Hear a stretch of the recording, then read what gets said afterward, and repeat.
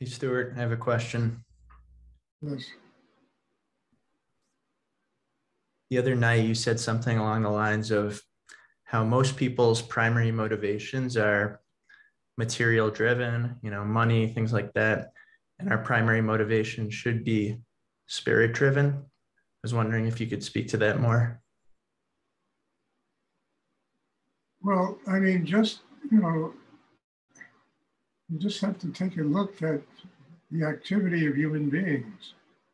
You know, 60, 70, 80% of their day is taken up with earning money, having to work, jobs, this, that, the other.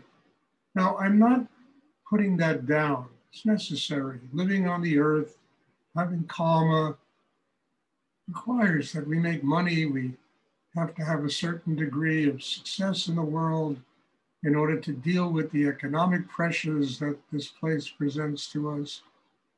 And I'm not denigrating this. This is really an important thing to learn how to do, and especially to learn how to do it without allowing it to drain your life away, where you can build a system inside because you have to do it. It's a reminder that you got to build a system inside yourself that's strong enough to keep it from really draining your life away. I mean, you look at people that work in, high-powered jobs, by the time they're 40, 50 years old, I mean, they look like flayed human beings. I mean, it's like the whole spirit is literally almost taken out of them. And it's really a travesty because people have forgotten that in order to, be involved in the material world, to transform the material world into something simple and something very manageable, excuse me, they have to get really strong inside. And very few people practice any kind of inner work. They go to the gym, they work out, they swim, et cetera, et cetera. But I'm talking about deep inner work that is strong enough to transform this energy that, consumes so much of our time into something completely manageable. And the only thing that can do that I've found anyway, if there's something else, I'm all ears, is, excuse me, is doing deep inner work, transforming, a chakra system that hasn't been developed into a very strong inner life that is capable of connecting with higher energy in the universe. It's that source of energy that transforms the overwhelming nature of the material world into something manageable.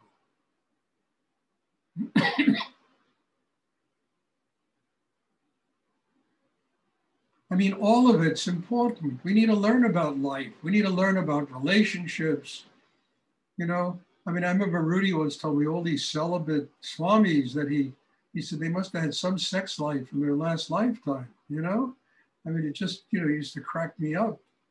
And it's true. We all need to learn about what it means to live on the earth. And we have to be able to transform all of this tension, anxiety, pressure into joy, into love, into the highest levels of what it means to be human. When we've learned that, we really have learned what it means to live here and why we were born here.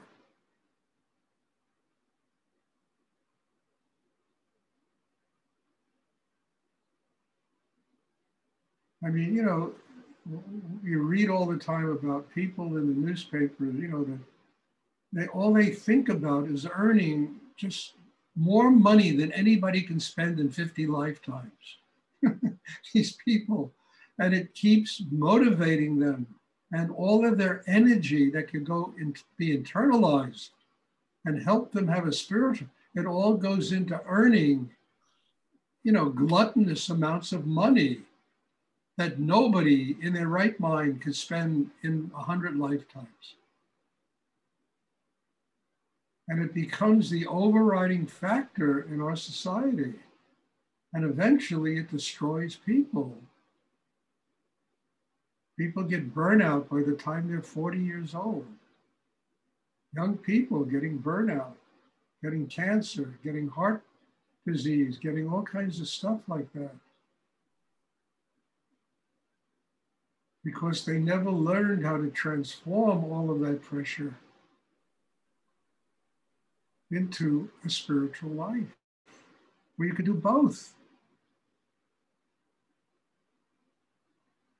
And in doing both, there can be balance and there can be harmony. There can be love.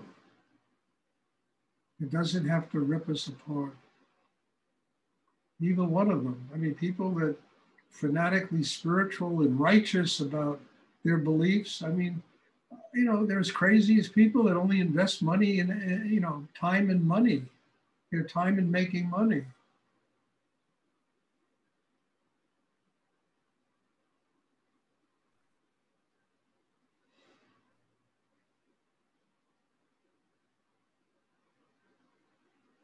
So I'm not denigrating anything. We need to experience the totality of life. My teacher told me life is a smorgasbord. He wants to eat from every dish on the table. And I thought it was, to me, a great metaphor to what we come here to learn. And when we're finished here, there's nothing to come back for.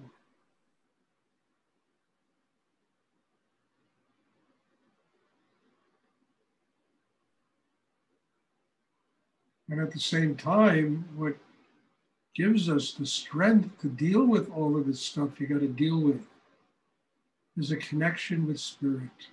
And that connection, to my understanding, is really only possible if you build a chakra system that's strong enough inside to be able to do it.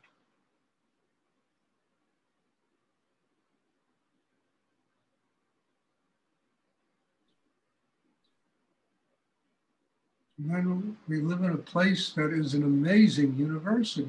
It is teaching us all the time how to get closer to God, how to open deeper, how to transform pressure and tension, you know, into spiritual energy. It's teaching us this all the time. We just have to have the inner strength to allow it, to recognize it, and then to use it consciously, practically in our daily lives. I mean, the ultimate goal is just, I mean, the ultimate goal supposedly of making money is it's going to make you a happy person. You're going to get, you know, the Ferrari and the mansion to live in and this and every, all that. And it doesn't unless a person has built a system inside that they can keep their hearts open. Money doesn't allow you to keep your heart open. It gives a certain kind of false sense of security. And it gives a certain kind of prosperous way of living, but it never creates joy and love and happiness. Power, yes. You know, ego enhancement, absolutely. I've known enough people like that from the moment you meet them, all you got to deal with is some enormous kind of ego.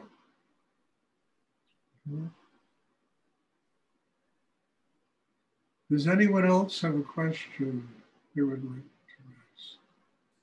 Thank you, Stuart. You're welcome.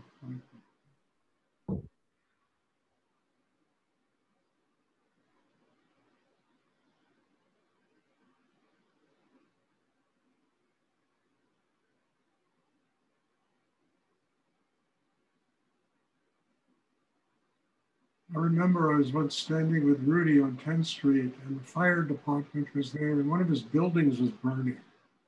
He owned 4 or 5 buildings on 10th Street. And I remember I was standing there and he said, Stuart, he said to me about himself, I really must be growing. He said, I don't feel 1 ounce, 1 bit of tension about what is going on here. And this to me was a real sign of detachment, you know? To be free of what you possess. And it's not to have. This I truly believe, it's to be free of what you have.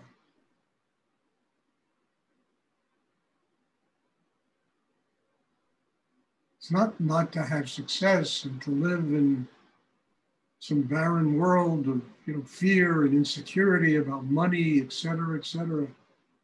It's to have life and be free of it. Life doesn't have you. Possessions don't have you.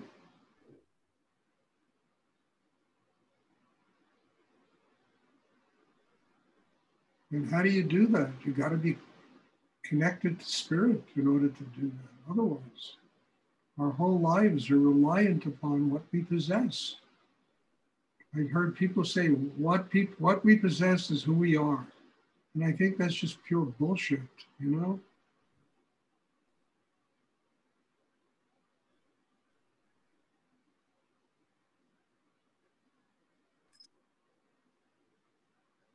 I think what we possess just gives us an opportunity to learn how to get free of what we possess.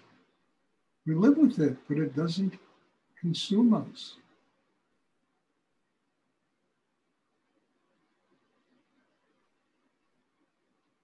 Does anyone else have a question?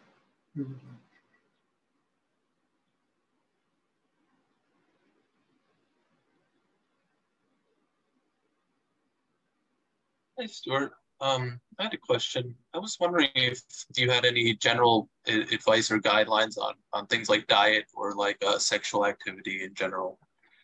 Do I give advice on diet and sex life? No. Look, I mean, you just listen to your body and let it tell you what to eat, And as far as your sex life, I'm totally uninterested. What a person's sex life is, I could tell you very funny stories, I mean, look, I've told this before, but I once had a student who came to me and said, this is in Texas, where being gay was, I mean, at that time in Texas, if you were gay, you could have gotten lynched. It was really crazy down there, And this person came to me, she was a student of mine. She says, well, how can I study with you? I'm a lesbian. So I looked at her and like tongue in cheek, I said to her, I said, I don't care if you sleep with sheep. It's not my problem who you sleep with. You want a spiritual life? Okay, come and work on yourself. And I'm not interested if you're a lesbian, you're straight, you're gay, you're A, B, C, D, E, F, G, all those letters that they, you got to memorize the alphabet to know what somebody is today. I mean, I don't care. I only care about one thing. Person wants to do the work inside themselves to have a spiritual life. And it's not for me to judge what anybody's sex life is, what their diet is, what they eat. I know my diet over the years has changed so much. And today, in the last, I would say 3 months, 4 months, I've lost 20, 25 pounds. Because I put myself on a particular kind of diet that for the first time in my life, it really works to help me lose weight. But this took years to find, And God bless Jennifer, she brought it to me. It's not keto, I'm not a keto, but it was just, low carbohydrates. And it just seemed to work. I must have lost at least 20 pounds, maybe more. My pants are all falling down, it's something. So I don't care, I mean, I remember when I was living in Rudy's house, there was won't mention names, there was a guy there who used to teach diet and keto and martial arts and this and that. And he would tell people about all the dangerous things that, they eat and this and that and the other. and after every one of his classes, he'd come up to me and say, Stuart, let's go get a couple of hot dogs at the Second Avenue Deli. It used to just crack me up. At first, I would look at him and say, what? I mean, you're telling people about all the chemicals and food and this, and you want to go get a couple of hot dogs? Probably one of the worst foods in the world. said, no, come on, it's a whole bunch of crap. Let's go get a couple of hot dogs. Never forget. I just cracked up. I laughed. But it's you eat, you find out over time what works for you. And if you grow spiritually, you will find out the kind of food that works for you.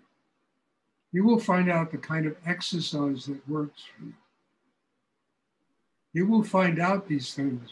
You will get messages from a higher energy about things to eat and things that are healthy for you. Because truthfully, you have to take care of the body. The body is a temple. The chakra system exists within the human body. The chakra system are, all the chakras are just altars that connect every one of us to spirit. And you'll find things that, to eat, to do about yourself. And it all happens organically. Suddenly you're doing things that you never dreamt you would do, and you do them. And you discover they work for you. But I have no opinions on diet. I mean, look, when I first met Rudy, I'd be sitting in his store, go around the corner and get a couple of submarine sandwiches, sloppy joes he used to like. Go get a couple of sloppy joe sandwiches. I mean, those things were like,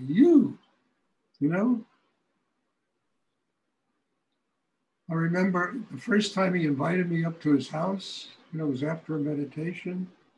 There was a small group of students up there. And he's sitting on his chair, and I'm sitting there and meditating with him. And in the middle of the meditation, he asked one of his students to go get him a scotch and water. And, and I had all these fantastic notions about, cures are all pure. They don't drink, they don't smoke, they don't eat meat. They don't, I had all these notions in my brain.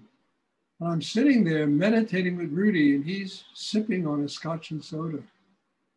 And at that instant, I could have gotten up and walked out and said, how can I sit with a guru who's drinking a scotch and soda? Where I had to learn how to surrender all my preconceptions about what a teacher is supposed to be.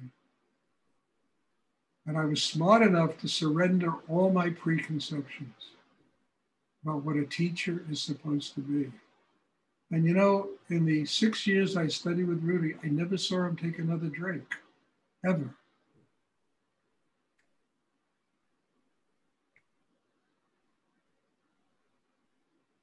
It was God teaching me. You can't have preconceptions. You have to, really surrender them, because you're sitting there, and the only important thing is the teacher providing you with Shakti? Is he giving you nourishment, or is she giving you nourishment? Are they helping you to build a system inside that connects you with God? Not do they have a scotch and soda? Are they fat, skinny? Do they eat meat? Rudy's idea of a great meal was roast beef, but he also always had vegetarian stuff for people that were vegetarians. But he would have roast beef and loved a pastrami sandwich, and would go for meditation. Let's go get a couple of hot dogs down at the 2nd Avenue now. It was a kick.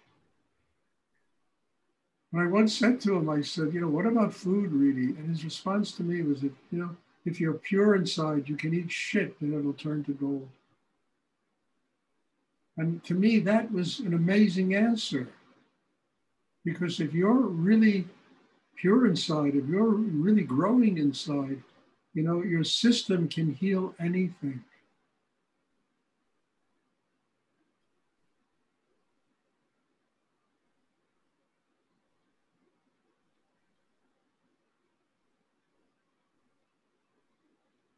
I remember once in Texas, he came down to Texas, he was giving a talk, and somebody raised their hand and asked him, what do you think about health food?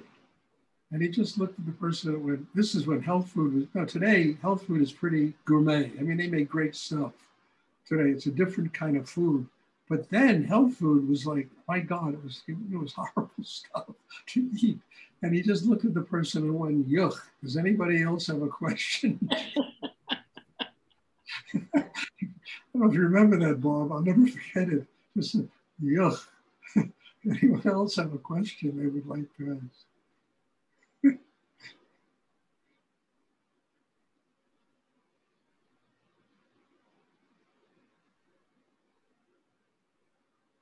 Does anyone else have a question they would like to ask?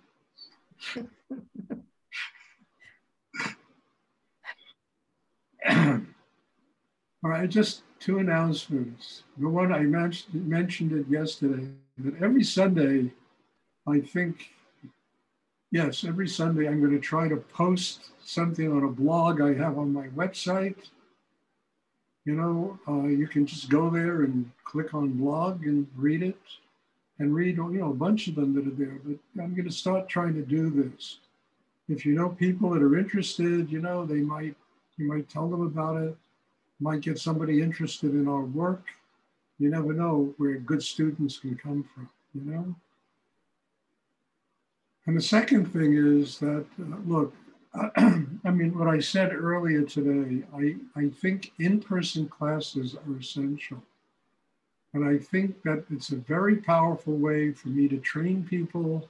It's a very powerful way of me passing on this meditation to other people. I want to have them. But I also, you know, after last week, I got this COVID thing at a retreat, and I don't want this anymore. And all it takes is for people to test themselves before. You know, I'm not against vaccinations and boosters. I think they're very important. They probably kept me from getting very sick. Maybe it was just my chakra system that did it. I don't know. I'm not here to judge. But, you know, I just think that this is important. It's something that is essential in our work. I hope people can truly make it and attend these things.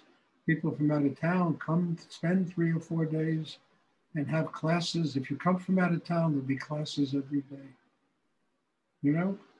And I want to do this, but I also don't want to get COVID. I've had it twice already, and I've had enough of it.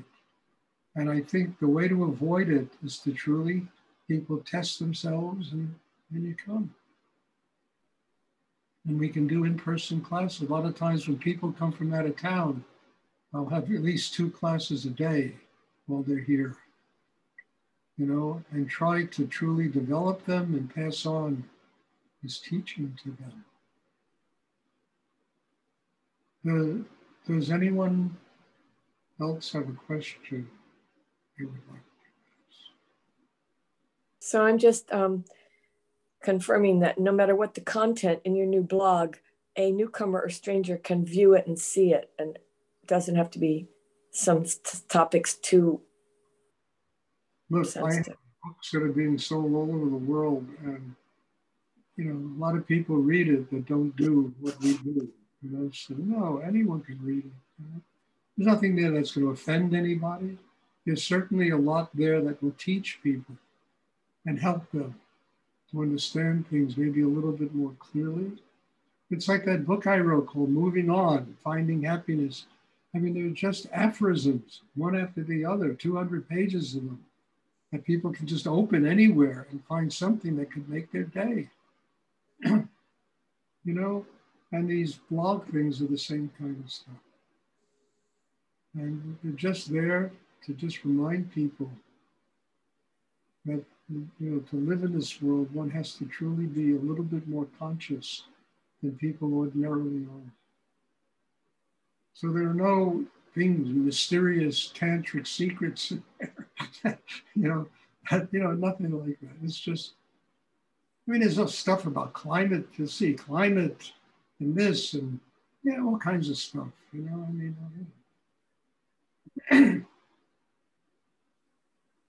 does anyone else have a question?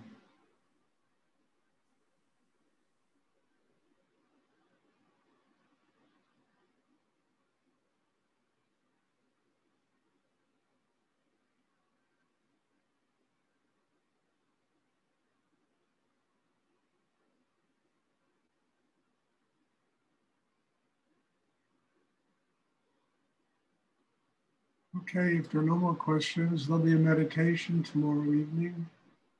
And again, God bless you all. Thank you. And as I say after every class, I am deeply grateful and full of a lot of humility to sit here and to open and work with all of you and allow you to be my teacher. You know, I need teacher also, you know. So God bless you all and thank you. And I'm looking forward to seeing everybody tomorrow. Night, Stuart. Thank you. Thank you. Stuart. Thank you, Stuart. Well. Thank you very much.